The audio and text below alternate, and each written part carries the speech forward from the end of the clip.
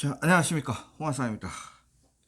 지난 시간에 일본 정치를 이해하기 위해서 첫 번째 내용을 말씀을 드렸는데, 아마 이거를 들으신 분들이 굉장히 머리가 복잡하셨을 겁니다.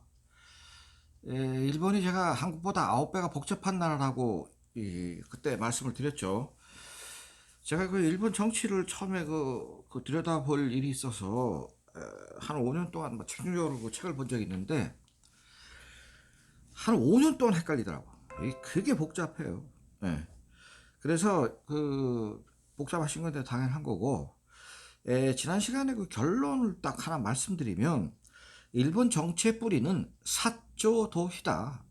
사스마, 조슈, 도사, 히젠, 큐슈의 가고시마, 그 다음에 오늘날 야마구치 현인 그 아베의 고향, 거기가 이제 조슈죠. 그 다음에 시코쿠의 지금 고지현인이라는데 도사죠. 지금은 옛날에 도사번이었죠. 도사. 그 다음에 큐슈 사가시의 사가현 일대, 이 네 개의 사조도의가 일본 정치를 흔드는 세력이다. 이게 핵심이다. 이제 이게 결론입니다. 지난 시간에는. 자, 그래서 이제 이등방문이가 이제 결국은 1885년에 제1대 이등방문 내각을 만들면서 정계의 헤게몬을 잡았다. 가오시마의 양대 리더였던 사이고 다카모리, 그 다음에 오쿠보 도시미치가 제거되면서 그 틈을 타서 이제 정치의 실세가 되는 거죠. 자, 1891년 7월 16일 날, 7월 1일이네요. 7월 1일 날 일본에서 최초로 그 선거가 실시됩니다. 중의원 선거죠. 국회의원 선거입니다. 일본은 뭐 중의원 참여원으로 나눠져 있잖아요. 그러니까 사실은 이제 지역구 출신들이 전부 중의원이고, 참여원은 이제 지역구 관리한다기보다는 이제 일본 국사를 논하는 그런 데죠. 그래서 중의원이 이제 지역구의 풀뿌리 민심을 대변하는 사람들입니다.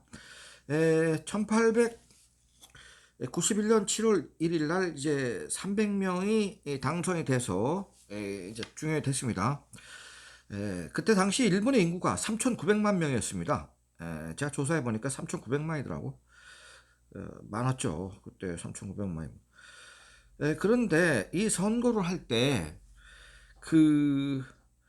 모든 3,900만 중에 18세 이상의 유권자가 선거를 한 거 아니고, 실제로 46만 명만 선거에 참여를 했습니다. 이 얘기는 뭐냐면 직접 선거가 아니고 간접 선거였다는 거고, 그 46만 명의 투표권을 가진 사람은 25원 이상의 납세자, 즉 땅이 6,000평 이상, 이 정도 이상의 땅을 가진 사람만 투표를 할 수 있다라는 이제 간접 선거를 했습니다.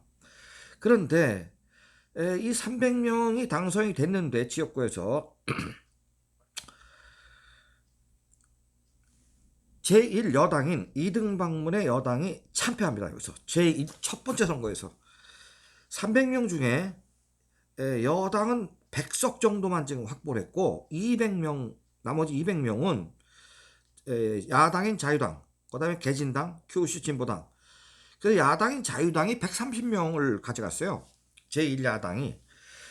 개진당 한 50 몇 명 갖고 갔고, 큐슈 진보당이 11명 갖고 와서 제1대 국회부터 여소야대가 됐습니다. 처음부터 일본은 이 정당이 생기고 처음으로 실시한 선거에서 초장부터 여소야대가 됐어요. 이게 이제 민심이라는 건데, 이게 간접 선거로 46만 명이고 잘 사는 사람만 지금 이게 선거를 한 건데, 되게 잘 사는 사람들은 보수적이기 때문에 집권 여당을 밀어주려고 하는 게 보통 힘이잖아요. 그런데 결과는 정반대로 나왔다는 겁니다. 제1대 국회 구성부터. 이게 이제 이때부터 이제 이등방문이 헷갈리기 시작하는 거죠. 다 자기 편인 줄 알았더니 그게 아니더라. 이게 뭐 야당이 200명이고 여당은 100명밖에 안 되니까 이거 100명 갖고는 뭘 해도 할 수가 없잖아요. 그 이유가 있습니다. 제가 첫 시간부터 사조도를 계속 강조하는 이유가, 정권을 사조 도이가 딱 잡았는데 사실상 독주는 사스마와 조슈가 하려고 했다가 그나마 사스마도 리더인 사이고 다카모리와 오쿠보 도시미치가 갑자기 죽어버림으로써 이등박무리가 정권을 잡아서 사실상 독식 상태로 돌아간 겁니다. 그러니까 이 같이 정권을 창출한 이 도사번하고 히젠 이 번이 이 정권의 헤게모니로 놀아먹는 데서 상당히 소외가 됐거든요. 그러니까 이제 사카모토 료마가 바로 이 도사 출신인데, 사실 사카모토 료마는 소설 때문에 그 료마가 간다 이런 소설을 시바리오 따로가 써서 그 책이 아마 지금 한 1억 권 이상 팔렸을 겁니다. 일본서. 그 10권짜리 아닙니까? 그러니까 시바리오 따로 선생이 그 대설가죠. 소설가가 아니라 대설가입니다. 그래서 그걸 옛날에 그 요미우리 신문에 연재할 때도 인기 폭발이었거든요. 그러니까 이제 책이 그렇게 많이 팔린 건데 그 양반이 이제 사카모토 료마를 이제 영웅으로 만들어 버린 거지. 사실은 사카모토 료마는 좀 엉뚱한 데가 있는 그 관계이긴 한데 뭐 돈이 없는 사람입니다. 거의 뭐 거지 수준이죠. 그 뒤에는 고토 효지로라는 사람이 있었습니다. 그래서 일본의 말에 고토의 큰 보자기 이런 말이 있는데 이 사람은 뭐 어마어마한 재력가였고 계급 자체도 그 도사번에서는 상급 사무라이 그러니까 성주 바로 밑에 있는 사무라이고 상당히 그 돈이 많아서 사카모토 로마 같은 그 하수인들을 그 돈을 대주면서 나가사키에 출장 보내고 대포 사오게 만들고 뭐 이런 거를 한 사람이거든요.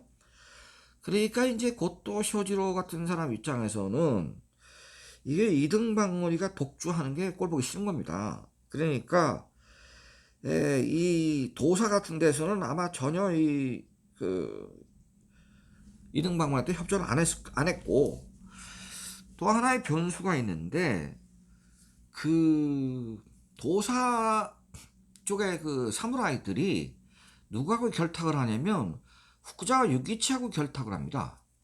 그러니까 후쿠자와 유기치라는 사람은 일본 돈 만엔짜리 지폐에 그 사람 얼굴이 지금 그려져 있잖아요. 그 정도로 위인입니다. 후쿠자와 유기치는 그 우리가 오이타 백부 이 백부 온천 많이 가잖아요. 그 백부가 오이타 현에 속해 있습니다. 그 오이타 출신이에요. 오이타 힘이 없는 데입니다. 거기는 지금도 힘이 없어요. 옛날에도 아주 족보가 없고 힘이 없어. 그런데 이 후자 유키치가 그 아버지가 그 하급 사무라이였거든요. 그런데 이 사람이 뭘 했냐면 오사카에 올라와서 오사카에 나카노시마라는 데가 있습니다. 그 창고가 옛날에 3, 400년 전에 뭐 수백 개의 각 번에서 창고를 져가지고 그 번에서 올라오는 쌀 이런 거를 그 저장하던 창고들이 수백 개가 있었습니다. 그 창고 하나에 뭐 쌀이 뭐 몇천 관만씩 들어갈 정도로 큰 창고였는데 그 오사카 나카노시마에 오이타반의 창고직이었습니다. 그러니까 뭐 아주 하급 사무라이죠. 그런데 이 양반이 이제 그 공부를 네덜란드 학문을 일본 말로 난학구를 공부를 하다가 그 1861년에 이제 이와코라 도모미의 사절단이라는 게 유럽으로 출발하고 이제 미국으로 출발하는데 그때 한 150명씩 타고 이제 유럽에 가서 그 유럽의 선진 문명을 이제 보러 간 겁니다. 후자 유기치도 그 유럽하고 일본을 다 갔어요.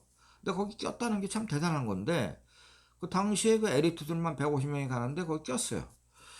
껴서 이제 이 사람이 돌아와가지고 책을 두 개를 냅니다. 하나는 서양사정이라는 책, 그 다음에 또 하나는 학문의 권유, 가쿠모노 스시메라는 책을 냈는데 이게 한 권짜리 책이 아니고 무려 그 32권짜리. 그래 서양사정에 막 24권인가 그렇고 학문의 권유가 또 한 뭐 12권인가 그렇고 전집입니다 이게. 근데 이게 당시 서양사정에 대해서 알고 싶어하던 일본 국민들한테 대베스트셀러가 돼서 돈을 어마어마하게 옵니다. 그래서 그 돈을 벌어갖고 차린 학교가 오늘날의 경응대학, 게이오 경응의숙대학이죠. 게이오 기숙군데 이 경홍대학은 우리나라 치면 고려대학 같은 학교입니다. 그러니까 일본은 와세다 대학이 있죠. 그 다음에 경홍대학이 있습니다. 또 하나는 동경대학이죠. 국립동경대학. 그래서 이제 세 개가 우리나라 구조가 같습니다. 우리나라 뭐 동경대학이 우리나라 서울대학이라면 와세다는 연세대학이고 게이오 대학은 고려대학입니다. 자, 이 사람이 그 게이오 대학을 만들어 가지고 제자들을 길르기 시작했는데 이 후자 유기치라는 사람은 이등방문을 아주 싫어했습니다. 이등방문에게는 후자 유기치가 가장 강력한 라이벌이었습니다. 근데 이 사람은 맨날 그 게이오 대학 안에 삼전 연설관이라는 게 있습니다. 일본어로 미타 연설관이라는 게 있는데 거기 가보면 큰 강당입니다. 그 큰 강당에서 맨날 떠드는 게 뭐냐면 이등방문이 독주하는 거 비판하는 겁니다. 청중들 모아놓고 학생들도 아니고 뭐 그중에 학생들도 많이 들어왔겠지만은 일반 시민 상대로 사람 위에 사람 없고 사람 밑에 사람 없다. 이게 이제 자유민권 사상인데 이런 사상을 떠들어대면서 이제 계속 연설을 막 그 미타 안에 그 개요 대학 안에서만 한 게 아니라 뭐 나가서도 무슨 뭐 시민회관이니 공민관이 이런 데서 무지하게 합니다. 이 사람이 아주 인기 짱이었습니다. 왜냐하면 국민들이 그 가려운 데를 딱 긁어주니까 이 삼인평등이 됐지만 실제로 일본은 지난 시간에도 말씀드렸는데 266명의 성주들이 평민의 신분으로 내려앉았는데 내려앉는 게 아니었습니다. 왜냐하면 이 사람들 재산을 몰수를 못했어요. 그러면 이 사람들은 재산이 266명의 성주들의 재산이 각 개인당 땅을 농토를 몇 천만 평, 몇 억 평씩 갖고 있었습니다. 그러면 토지 몰수를 해야지. 근데 못했거든요. 그것까지 하면 다 들고 일어날 것 같고. 그리고 거기다 또 웃기는 거는 공후백자남, 공작, 후작, 백작, 남작, 자작 자기를 다 줬습니다. 그 266명한테. 그러니까 이게 뭐 성주에서 성주를 3인평등 시켰다가 말을 해놓고 그 귀족의 자기를 줘버리니까 서양식으로 뭐 하나도 잃은 게 없는 겁니다. 그러니까 후자 입장에서는 이등방문이 너는 뭐 이거 3인평등 한다 그래놓고 사실은 아무것도 한 게 없다. 그러면 사람 밑에 사람 없고 사람 위에 사람 없다는 이 3인평등의 이 근본 뭐 정책이 잘못된 거 아니냐. 그러니까 이등방문을 계속 연설관에서 욕을 하고 돌아다닌 겁니다. 바로 이 후자 유기치의 세력이 그 사람을 지지하는 사람이 늘어나면서 이 도사 출신의 이 사카모토 로마 같은 그런 부류의 사람들이 후자 유기치와 결합을 해버린 겁니다. 이게 바로 야당 자유당입니다. 무려 130명, 집권당 여당보다 오히려 30석이 더 많습니다. 그러니까 이 초기부터 여소야대가 되니까 이등방문의 입장에서는 무지하게 기분 나쁜 겁니다. 그러면 사조도의에서 사스마 조슈는 지네들끼리 1885년에 국회가 생기기 전에 한 5년간 내각을 끌고 나가면서 이등방문이가 초대 총리하고 두 번째는 사스마의 고로다 기요다카가 또 총리하고 3대 가면 다시 또 조시 쪽에 또 사람이 나와서 총리하고 이런 식으로 몇 년 놀아먹다가 정권이 딱 창출이 되고 나니까 뚜껑을 떡 열어봤더니 선거 결과가 야당의 승리로 이렇게 돼버린 겁니다. 그게 이제 이등방문이가 여기서 특별한 일을 하죠. 그 보안조례라는 걸 만들어가지고 후쿠사 유기치를 그 고향이 집이 동경 시내 한복판에 있는 그 밑단하는 데인데 시내 한복판 전철 타면 한 40분 걸리는 데입니다. 게이오 대학은 그 우리 삼성그룹의 이재용 부회장도 그 게이오 대학을 나왔잖아요. 그 게이오 대학 출신 맞습니다, 우리나라에. 그 게이오 대학에서 그 안에 그 숙소가 있어 집이 있었는데 이 사람을 욕구하면 바깥으로 내쫓아버려요. 이게 보안 조례라는 말을 붙여갖고 한 건데 사실상은 그 야당 탄압입니다. 이렇게 했는데 문제는 이 사람이 쫓겨가니까 후자 유기치를 지지하는 세력이 더 늘어나 버린 겁니다. 저 사람은 좋은 사람이다. 후자 유기치는 뭐 정치에 발을 들인 것도 아니고 정치 연설을 하지만 본인이 이익을 취한 거 없이 국민의 계몽과 계도를 위해서 학교 만들고 거기서 제자를 가르쳤다. 이렇게 이제 돼서 인기를 끌었죠. 이 사람이 한 일 중에 하나는 김옥균이 1884년에 갑신정변을 일으켰잖아요. 그리고 갑신정변에 실패하고 나서 일본으로 도망갔습니다. 일본 도망가서 간데가 바로 후쿠자 유기치가 살던 그 게이오 대학 안에 사택에 가서 여기서 몇 달 있었습니다. 그 정도로 우리 한국하고 가까운 조선하고 가까운 인물이었습니다. 김옥균을 보호해줬죠, 이 사람이. 김옥균을 보호해줄 때 이등박문이가 그 소식을 알고 듣고 조선의 국사범을 일개 개인인 네가 보호해줘야 되는 이유가 뭐냐? 이래가지고 거기에 대해서 또 불러갖고 뭐 조사도 하고 막 이렇게 했거든요. 아주 그 조선과는 밀접한 관계가 있는 사람입니다. 이 후쿠자 유기치가. 그래서 그 1882년에 그 조선에 한성순보라는 신문사가 있었는데 거기 우리나라 최초 신문이죠. 그 신문사에 그런 걸 차리려면 인쇄 기계도 들어와야 되고 식자공도 와야 되고 기술자들이 와야 되는데 그 초대 사장했던 이노우에 가쿠고로 같은 경우는 바로 이 후쿠자 유기치의 제자입니다. 게이오 대학교의. 그래서 그 우리나라와 아주 관계가 많은 사람이죠. 자, 이렇게 해가지고 1890년에 생긴 이 선거에서 1891년에 국회가 생겼는데 이때부터 여소야대가 됨으로써 일본 정치는 좀 복잡하게 굴러가는데 사조 도희 중에서 사조가 연합을 한 거고 도희는 이제 거기서 소외가 되니까 이 도사 쪽에서 기분이 나쁜 겁니다. 그 힘을 늘리려고 후쿠자 유기치하고 결탁을 했단 말이에요.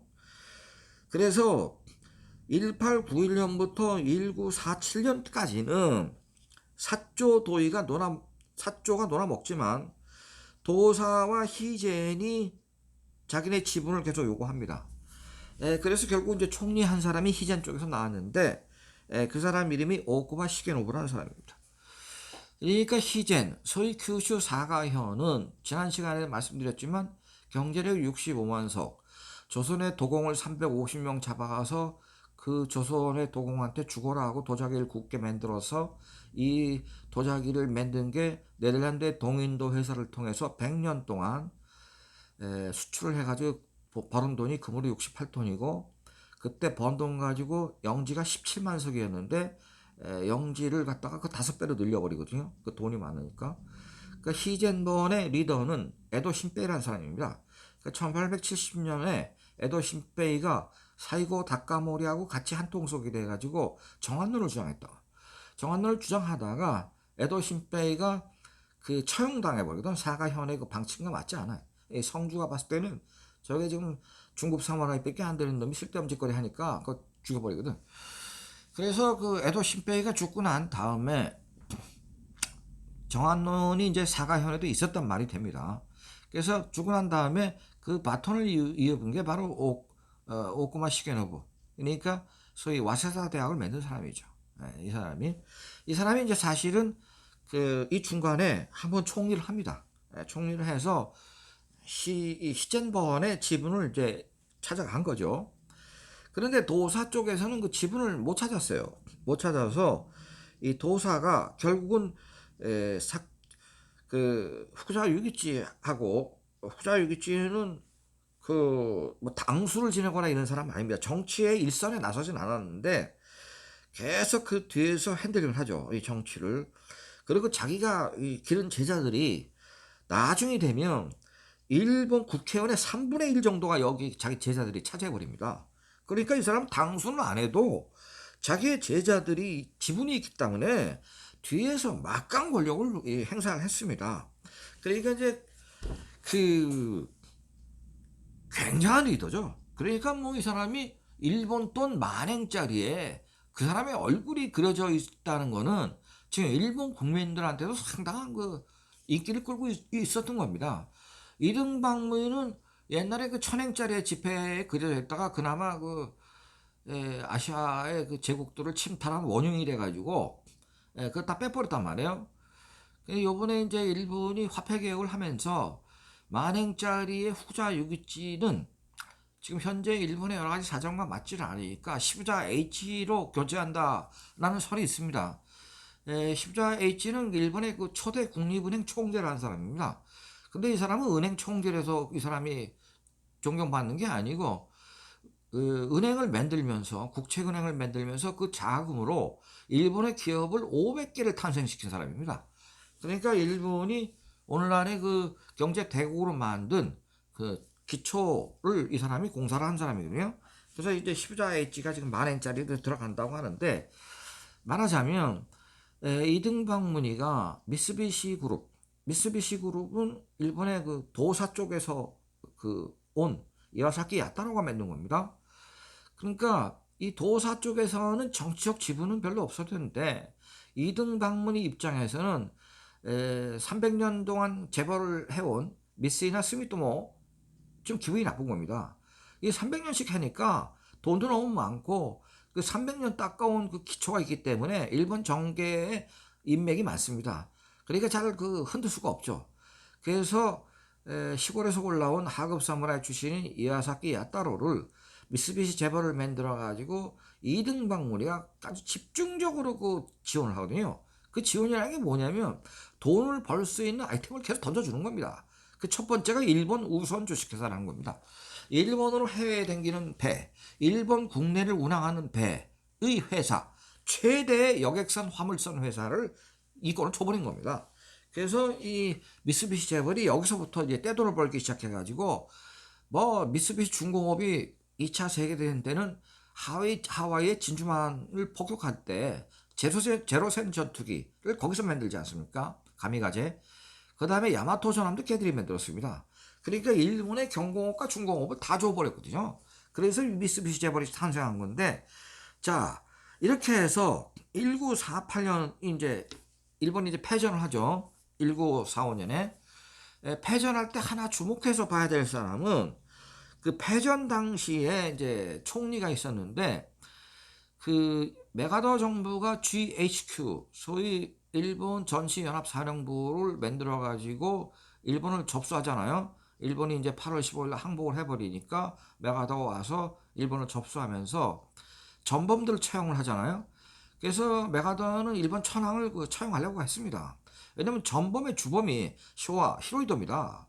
근데 히로히도를 죽이면 일본 국민이 1억 명이 옥사하겠다, 1억 명이 할복 자살하겠다고 나오는 겁니다. 그런데 뭐 일본 인구 1억 명이 다 죽을 건 아니고, 그런데 미국 정부 입장에서 보면 1억 명이 다 죽진 않아도 몇십만 원 자살할 것 같거든요. 그러니까 이게 골치 아픈 겁니다, 사회적으로. 그래서 전범 몇 명을 처형하는데 천황은 살려주고 그 밑에 총리를 했던 그 총리를 이제 소환을 합니다. 그 총리 이름이 고노에 후미마루입니다. 이 고노에 집안은 서기 645년에 첫 총리를 냅니다. 이 고노에 집안에서 서기 645년. 이게 1400년 전에 이미 총리를 배출했어요. 그 당시에는 간빠꾸라 그러는데 간빠꾸가 총리입니다. 그래서 645년에 쿠데타를 해서 쿠데타의 그 나카나오의 소위 천지천왕하고 같이 쿠데타를 일으켜서 쿠데타에 성공하면서 총리가 되거든요. 그때부터 1945년까지 총 21명의 총리를 냅니다. 자, 이 사람은 교토의 가장 최고의 귀족입니다. 천황과 단황가는 이 귀족이죠. 그 귀족 가문이 후지하라 가문인데 후지하라 가문이 645년에 첫 총리를 배출했어요. 그런데 너무 그 자손들이 많이 늘어나니까 후지하라 북가, 그 다음에 후지하라 3가, 후지하라 2가, 그 다음에 고노에가 이렇게 쪼개집니다. 그러니까 쪼개질 때는 막 성도 새로 만들어버려요. 그 바로 고노에가 후지하라 가문의 21번째 총리가 고노에 후미마루입니다. 그래서 1945년에 메가더 정부가 전범으로서 고노에 후미마루를 전범 재판소로 오라고 합니다. 그럼 뭐 가서 볼 것도 없죠. 뭐 조서 몇 장 쓰고 그 다음에 사형 집행시켜버리거든요. 결국은 교토 출신이 그 정도로 이제 천황가의 하수인들이 역대 총리를 좀 했다 이 얘기입니다. 총리를 논아먹을 때 사스마가 많이 먹고 그 다음에 조슈가 먹고 그 다음에 이제 때때로 그 양념으로 이제 사가연의 희전이 하나 주고 그 다음에 도사를 가끔 주고 하는데 그 와중에도 천황가를 둘러싸고 있는 공가, 천황가의 대신들을 보고 공가라고 그러고 막부의 대신들을 보고 무가라고 그럽니다. 이 전혀 다릅니다, 이게. 그래서 공가가 있고 무가가 있는데, 무가는 힘은 세지만 공가는 귀족적입니다. 문화도 수준이 높고 서로 어려워하는데, 사실은 공가가 무가를 우습게 보죠. 그렇지만 무가 입장에서는 공가, 니들 기껏 해봐야 뭐 1500석에서 3500석 갖고 있는 놈들이 뭐가 힘 있다고 그래. 우리는 비록 사무라이지만 사무라이도 5000석 뭐 만석짜리, 심한 경우는 5만석짜리 그 사무라이가 있었어요. 대명 수준입니다, 이거는. 그는 혼다 가문이라고 도쿠가와 이에야스의 오른팔이 그런 경우가 있었는데, 그러니까 이 경제력은 공가가 상대가 안 되죠. 그렇지만 자존심은 되게 셉니다. 바로 이제 고노에 후미마라가 이 공가의 대표 선수입니다. 이 천황 바로 밑에. 그런데 이 사람이 GHQ에 소환당하기 전에 가면 죽을 것 같으니까 소환당하기 3일 전에 청산가리 먹고 자살해버리죠. 그래서 이제 고노에 가문 혹은 후자라 가문은 교토 출신의 천황과 다한가는 가장 최고의 귀족이고 명망 있는 집안인데, 그 이후에 정치를 한 말로와 청산가리 먹고 죽는 거라면 우리는 정치를 더 이상 할 필요가 없다. 정치에 손을 띄죠. 그래서 고노에 가문이나 후지하라 가문은 정치 일선에 지금 전혀 나서지 않고 있습니다. 자, 이제 여기서 맨 마지막에 뭐가 되냐면 1948년이 되면 1947년에 일본에 가장 그 능력 있는 수상이 한 사람 총리가 탄생합니다. 이 사람이 요시다 시게루입니다. 요시다 시게루, 일본에서 역대 총리 중에 현재 그 가장 존경받는 사람입니다. 근데 이 요시다 시게루는 태어나기는 동경서 태어났지만 원래 이 사람의 뿌리는 도사입니다. 바로 사카모토 료마의 고향인 시코쿠의 도사입니다. 이 도사가 1947년에 가장 뛰어난 총리, 그리고 요시다 시게루는 총리를 한 번도 한 것도 아니고 3번인가 4번 했습니다. 제 기억으로는 3번 한 것 같은데 그건 제가 4번 했는지 한번 살펴봐야 되고, 그래서 이 요시다 시게루가 총리가 됨으로써 도사가 그동안에 자기네가 챙기지 못한 지분, 이 지분을 이제 한 번에 이제 챙기게 됩니다. 자, 이렇게 해서 사스마 조슈 도사 히젠, 그 다음에 교토 출신의 귀족들, 그 다음에 도사 플러스 후자 유기제 연합. 자, 요렇게까지 지금 일본이 지금 6개 계파로 나눠지는 겁니다, 현재까지. 그래서 이제 1950년이 되면은 그때부터 이제 계파가 더 쪼개지기 시작하고, 그때부터는 사조 도희의 뿌리를 둔 계파들이 쪼개지기 시작합니다. 그래서 한 개인이 계파를 만들기 시작합니다. 이런 시대로 가는 겁니다. 자, 오늘은 여기까지 말씀드리겠습니다. 감사합니다.